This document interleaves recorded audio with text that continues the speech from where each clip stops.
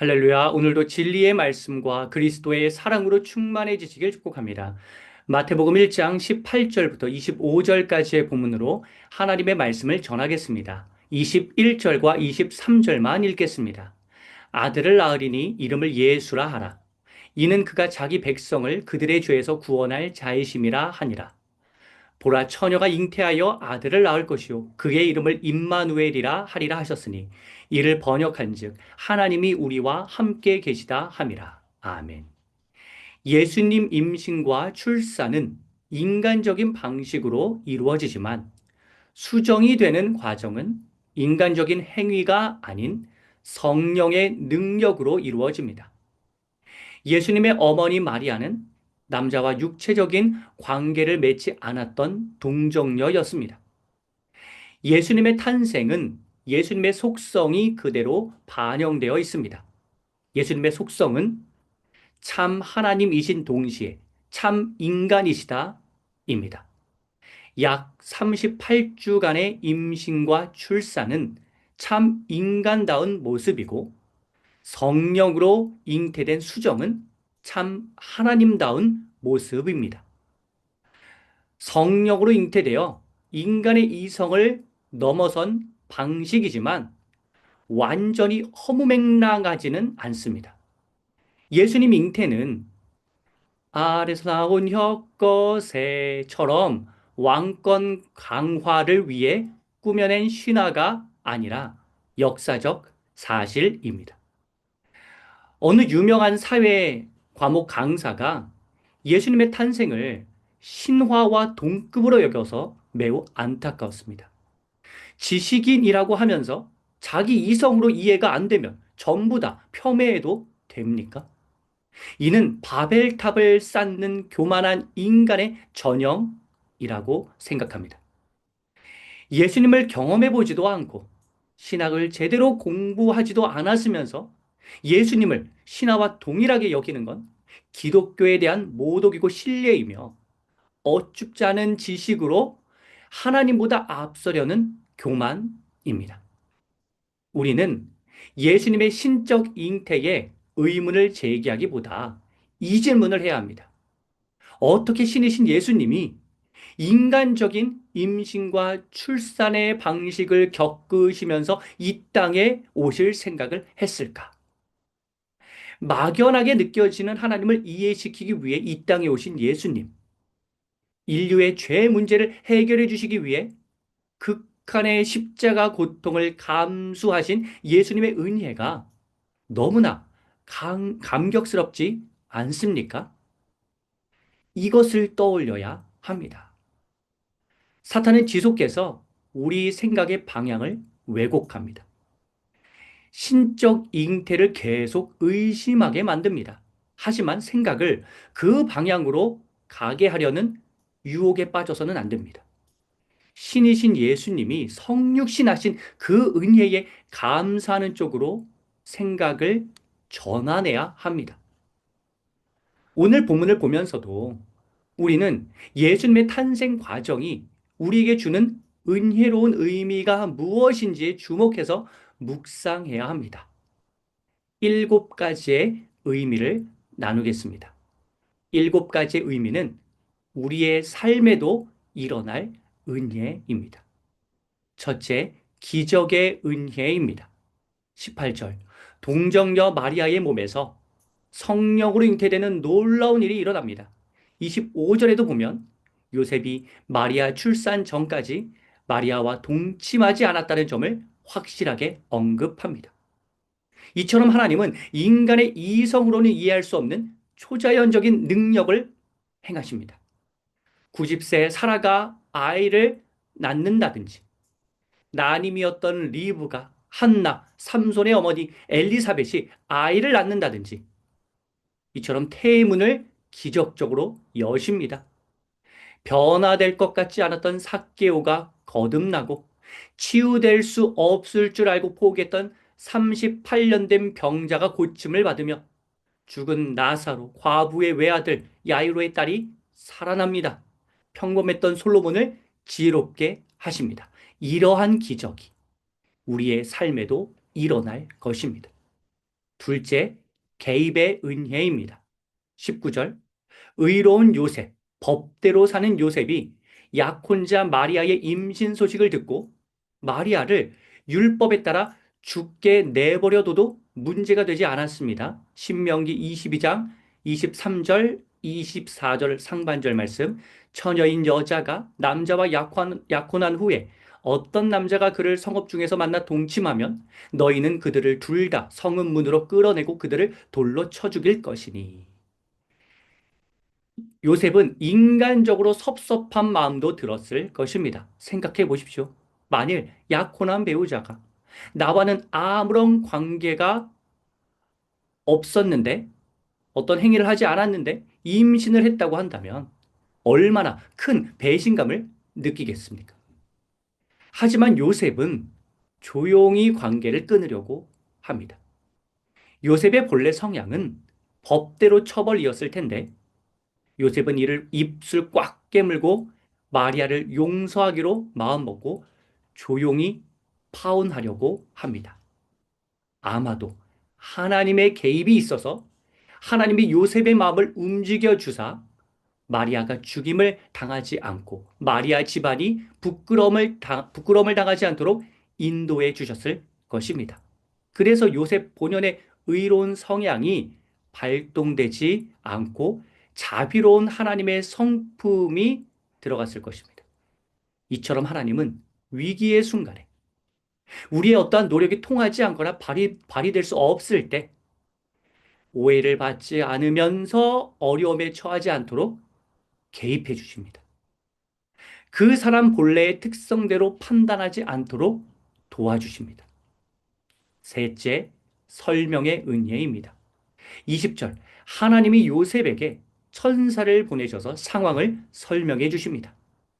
마리아도 지금 상황을 다 받아들이기 힘들고 이해하기 어려워서 말로 설명이 잘 되지 않았을 텐데, 또한 본인의 결백을 본인이 말하는데도 부담을 느꼈을 텐데, 이때 천사가 대신 나타나 요셉에게 설명해 줍니다.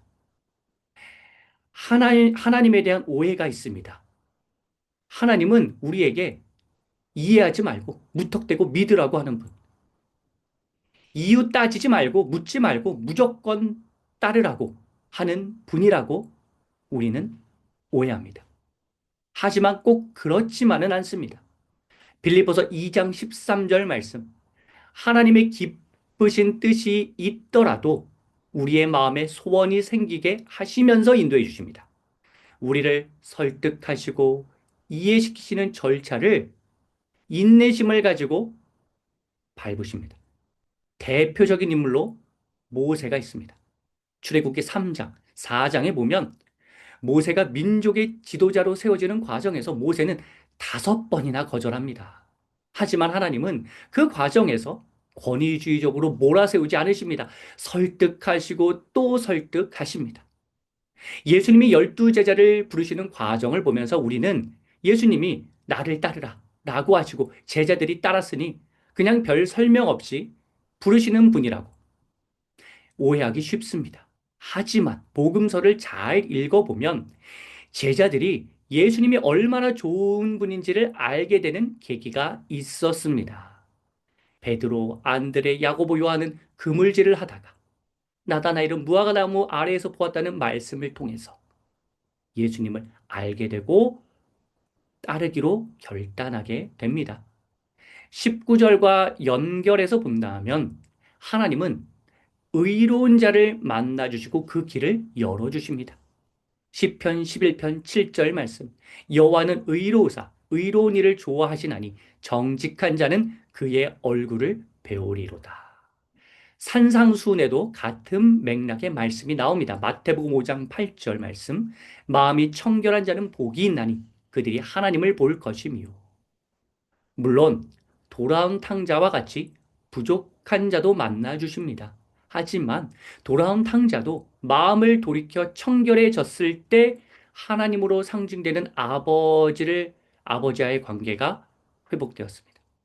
이처럼 하나님은 우리의 모든 질문과 의문을 수용하십니다. 그러니 어떠한 질문이라도 괜찮으니 하나님 앞에 그 질문을 던져 보십시오. 그리고 묵상해 보십시오. 곰곰이 생각해 보십시오. 시간이 오래 걸릴 수도 있지만 하나님은 설명이 필요한 우리에게 친절하게 답변해 주시는 분입니다. 넷째, 구원의 은혜입니다.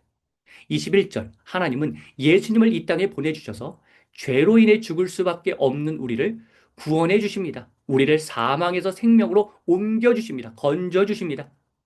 죄로 인한 죽음은 인간의 본질적인, 근원적인 문제입니다. 인생을 진지하게 사는 분이라면 누구나 종말에 대한, 죽음에 대한 두려움을 갖고 있습니다. 하지만 예수님으로 인해 죄와 죽음의 문제가 해결되면 이 세상에서 자유함을 누릴 수 있습니다. 근원에 대한 깊은 실험 없이 현재의 삶에 집중할 수 있게 됩니다. 따라서 죄의 문제 해결, 죽음으로부터의 자유는 죽음 이후에 일어날 구원도 보장하지만 죽기 전에 살아갈 이 세상에서의 삶에도 행복과 안락과 기쁨을 가져오는 굿뉴스, 복음입니다. 다섯째, 성취의 은혜입니다. 22절, 구약의 선지자들이 예언했던 메시아, 그토록 기다리던 메시아 예수 그리스도의 탄생이 실제로 이루어집니다. 하나님 말씀, 즉 구약에서 예언된 말씀의 성취입니다. 다음 절인 23절은 이사야 7장 14절의 성취입니다. 그러므로 주께서 친히 징조를 너희에게 주실 것이라. 보라, 처녀가 잉태하여 아들을 낳을 것이요 그 이름을 임마누엘이라 하리라. 다음 장 마태복음 2장 6절은 미가서 5장 2절의 성취입니다. 베들레헴 에브라다야, 너는 유다 족속 중에 작을지라도 이스라엘을 다스릴 자가 내게서 내게로 나올 것이라. 그의 근본은 상고에 영원에 있느니라. 그 외에도 마태복음은 구약의 말씀을 복음 중에서도 가장 많이 인용하는데, 이는 구약 성서에 기초한 유대인들에게 예언의 성취를 보여주기 위함입니다. 마태복음이 구약을 직접 인용한 구절의 개수는 학자마다 의견의 차이는 있지만 대략 50에서 60개 정도이고, 간접 인용과 암시까지 포함하면 120개에서 130개의 구절에 육박한다고 봅니다. 이처럼 하나님은 주신 약속을 반드시 이행하시는 신실하신 분입니다. 여러분 지금 하나님께 받은 약속이 아직 이루어지지 않았다면 하나님의 때를 기다리십시오. 방해하는 사람들이 있더라도, 우리가 하나님을 신뢰하지 못하도록 계속 회방 놓는 사람들이 있더라도 거기에 휩쓸려 가지 마시고 끝까지 하나님을 믿으십시오. 반드시 성취될 것입니다. 여섯째, 보호와 변호의 은혜입니다. 23절, 임마누엘의 하나님의 은혜가 언급됩니다. 임마누엘이라는 옛날 찬양곡이 있습니다. 전하세 예수 3집에 수록된 곡인데, 옹기장이라는 찬양 선교단이 화음을 넣어 부른 곡이 저는 개인적으로 은혜가 됩니다. 링크를 올려드리겠습니다. 멜로디도 단순하고 가사도 단순합니다. 임마누엘, 임마누엘, 예수님은 임마누엘, 이렇게 부르는 곡인데요. 여러분 한번 들으시면 단순하지만 뭉클한 감동을 느끼실 수 있을 겁니다. 기도하실 때도 도움이 됩니다. 특히나 힘들고 지칠 때, 하나님이 내 곁에 계신 것 같지 않을 때, 나에게 관심 없으신 것 같을 때, 하나님이 너무 멀리 계신다고 느낄 때, 이 찬양은 하나님의 임재와 동행을 돕는 찬양입니다. 그 외에도 여러 찬양이 있겠죠. 그 찬양들은 임마누엘의 하나님에 대한 확신을 우리에게 가져다 줍니다. 주님이 우리와 함께 계신다는 짧고 단순하지만 임팩트 있는 이 찬양에도 나오는 말씀은 우리에게 큰 힘과 위로를 줍니다. 임마누엘의 은혜를 구체적으로 두 단어로 표현한다면 저는 보호와 변호라고 소개합니다. 우리 곁에 계셔서 모든 위험과 파괴로부터 우리를 보호해 주시는 하나님. 우리의 노력이 한계를 느끼고 지쳐 있을 때 대신 변호해 주시는 하나님의 은혜가 바로 임마누엘의 은혜입니다. 끝으로 일곱째, 믿음의 은혜입니다. 24절. 요셉은 결국 마리아를 아내로 맞이하는 결정을 합니다. 상황 설명을 들어 마리아에 대한 오해도 풀리고 하나님의 구원 사역의 비전도 알게 된 요셉은 하나님의 뜻에 동참하기로 믿음의 결단을 내립니다. 저는 예수님의 동정녀 탄생, 성령으로 잉태된 이 사건을 믿지 못하는 분들에게 묻고 싶습니다. 당사자인 요셉이 믿었습니다. 다른 각도로 말한다면 당사자인 요셉이 믿었는데 마리아도 믿었는데 제3자인 당신의 판단보다 더 정확하지 않겠습니까? 그렇다면 한번 그들이 왜 믿게 되었는지를 이해해 보려고 하셔야죠. 물론 잘 받아들여지지 않을 수 있습니다. 직접 경험한 게 아니니까요. 하지만 당사자가 믿었다면 우리는 그들이 믿게 된 이유와 경위를 진지하게 고려해 보아야 합니다. 그렇게 마음문을 열고 접근한다면 하나님의 인도하심을 받아서 믿어지는 은혜를 누리게 되실 겁니다. 요셉 역시 믿음의 결단을 하기 전까지 의구심을 지니고 있었지만 하나님의 선행하는 은총을 통해서 깨달음을 얻고 믿음이 생깁니다. 믿음이 생기도록 하나님이 인도해 주셨기 때문에 요셉에게 믿음이 생긴 것입니다. 우리 역시 마음의 문을 열어서 예수님이 하나님이시고 구원자이심을 이해하려고 한다면 하나님이 인도해 주셔서 우리에게 놀라운 믿음을 허락하여 주실 것입니다. 사랑하는 성도 여러분, 우리의 삶에 하나님은 기적, 개입, 설명, 구원, 성취, 보호와 변호, 그리고 믿음의 은혜를 베풀어 주실 것입니다.